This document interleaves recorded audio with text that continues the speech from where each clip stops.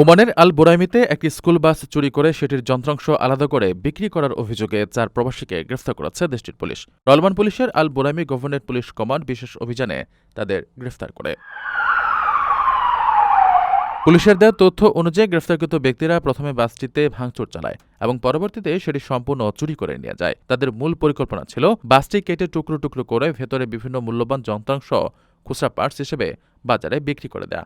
তবে পার্টস খোলার চূড়ান্ত প্রস্তুতি নেয়ার আগেই পুলিশ গোপন সংবাদের ভিত্তিতে অভিযান চালিয়ে এই চক্রটিকে ধরে ফেলে। আটককৃতদের কাছ থেকে চুরি হওয়া স্কুল বাসটি উদ্ধার করা হয়েছে। ওমান পুলিশ জানিয়েছে, গ্রেফতারকৃত ৪ জনের বিরুদ্ধে প্রয়োজনীয় আইনি প্রক্রিয়া সম্পূর্ণ করা হচ্ছে এবং পরবর্তী বিচারিক কার্যক্রমের জন্য তাদের আদালতে সোপর্দ করা হবে।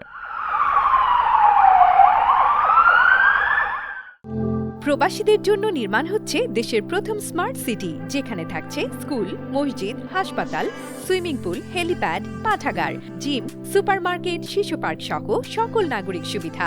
মাত্র ৩০ লাখ টাকা বিনিয়োগে মিলছে আকর্ষণীয় ফ্ল্যাট। প্লাটিনাম ইনভেস্টরদের জন্য ঢাকা বিমানবন্দরে ভিআইপি প্রোটোকল সুবিধা। বিস্তারিত জানতে যোগাযোগ করুন স্ক্রিনে দেয়া হোয়াটসঅ্যাপ অথবা ইমো নাম্বারে।